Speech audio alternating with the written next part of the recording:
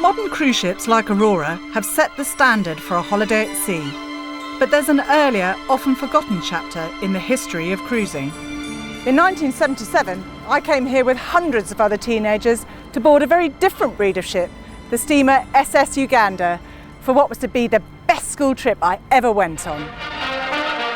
From 1961, school groups from all over the country enjoyed educational cruises operated from Southampton by the British India Company. And now some of us are back to share our memories.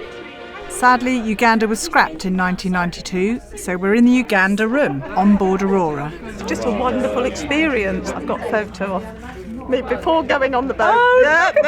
Look, hitching the skirts up before we went on board. Because every time we went on the shore, it was, the boys were chasing us. And it says here, at about 2, we all set off to the town, having had a warning about the Italian boys. They were fantastic looking, but we had been warned to keep them away. There are many ways to make the most of the opportunities. The party leaders versus the ship's company is often exciting, but it's no match for that dramatic moment when the sun lies due north at midnight. But of course, the weather wasn't always so calm. I volunteered along with my wife's sister, who came as the girls' party leader, and looking after them in a very rough storm in the Bay of Biscay. This kid was writing on the postcard, "Dear Mum, I wish you were here instead of me." For some, the cruises were life-changing.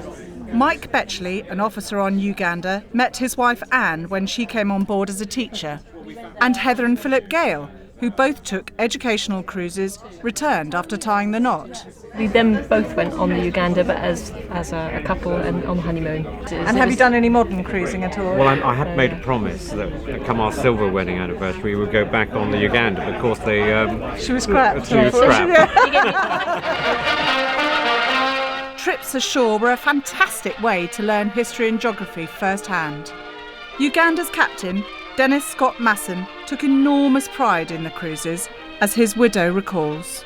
He would watch these children over the fortnight going ashore, different people. It did them so much good. Some of them were weeping. They didn't want to leave the ship. Well, I remember that very well. Yes. I remember crying when we came back to Southampton myself. With history, to visually see it, touch it and smell it, Yeah, absolutely. Sailing into Leningrad, we were all up on deck, but we had to put the cameras away because security reckoned we might be photographing all these submarines that we were sailing past.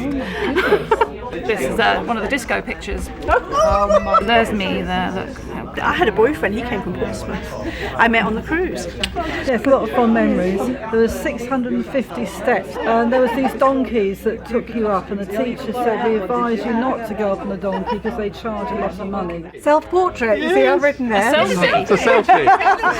There was the students, and then there was the paying cruise passengers and the teachers. They were all one. They shared the cabin accommodation. You're not really aware of that. No, the first-class passengers didn't really come into contact with the students were on board. We were wheeled up for the fancy dress competition, I have to say. Yeah. There was one night and we'd all paraded in front of all these very posh people sitting in the salon, I seem to remember. So they were the first class passengers. Yeah. In the diary I said I was really sad when it ended, and the teachers were excellent.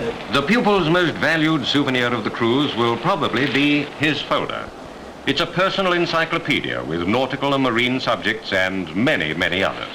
That was the book, because Spirograph had just come out. So yes, I remember Spirograph as well. I was into that. I'd use that as my patterning for my brochure. Showing where we're going and written it all in great detail in my identity card. Yeah. You haven't changed. Is that the muster station badge? Yes, this is Form Stormaway, Muster Station B. Sadly, the educational cruises came to a full stop at the outbreak of the Falklands conflict in 1982. Diverted mid-cruise, the children disembarked at Naples, and SS Uganda was refitted to serve as a hospital ship. But the majority of her passengers remember much happier times. A Christmas cruise to the Holy Lands, complete with Santa. And the luxury of sunshine in December, even if for some British children, the food could be a challenge. We had a packed breakfast the first day with a cucumber of all things. It was one of these little miniature ones. Fortunately, in 40 years, the menu has improved.